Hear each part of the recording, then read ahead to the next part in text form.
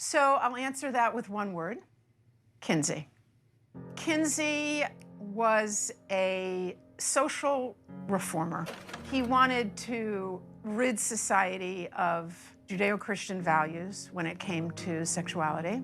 And he worked very hard to do that, and I would say he succeeded. Kinsey would be very happy with our culture today.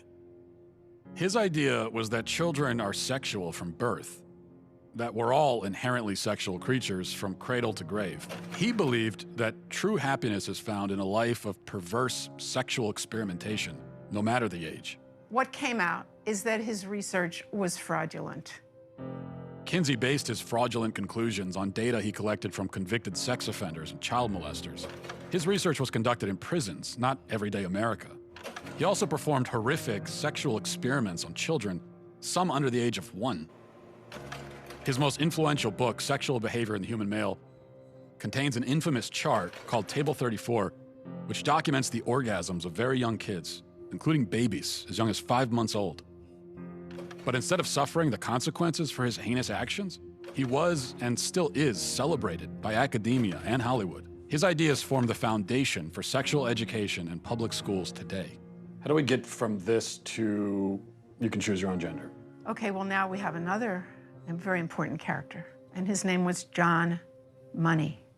John Money was a psychologist and professor at Johns Hopkins University. Gender ideology was his brainchild. In fact, he coined the terms gender identity and gender roles. And according to Money, babies are gender neutral at birth, and ultimately environment determines whether a person is a man or a woman. Money was telling the world about his theory that a boy could be raised as a girl and do just fine, and vice versa. And so Money tried out his theory on 2 young twin boys, the Reimer twins. When the twins were 8 months old and they went to be circumcised, the first twin, whose name was Bruce, something went wrong with the machinery and his penis was burnt off. They stopped and didn't do a second circumcision on the other twin, as you might imagine. And the parents, of course, didn't know what to do. How are they going to raise this child? John Money convinced Bruce's parents to transition him into a girl. Money also conducted sexually abusive experiments on the twins throughout their childhood, including forcing them to simulate sex acts on each other. He reported up to the age of 10 that this was a complete success. Well, wasn't true. The results were a disaster. Bruce could never fully accept his female identity. Eventually, his parents told him the truth, and he chose to transition back to a boy, taking the name David.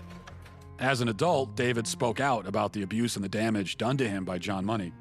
The girls would do their things with their Barbies and things like that, and that wouldn't interest me. Mm-hmm.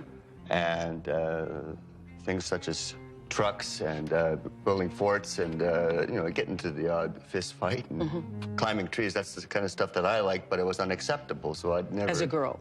As a girl, I had no place to fit in. The trauma that he and his brother and his entire family went through left deep scars. His brother died of an overdose when he was 38, and then David committed suicide. There was never a retraction or an apology from John Money. Instead, his ideas were adopted by mainstream psychology, and they form the basis of gender ideology today. Why don't more people know about John Money and Alfread Kinsy? Evidently, there are forces that don't want this information out.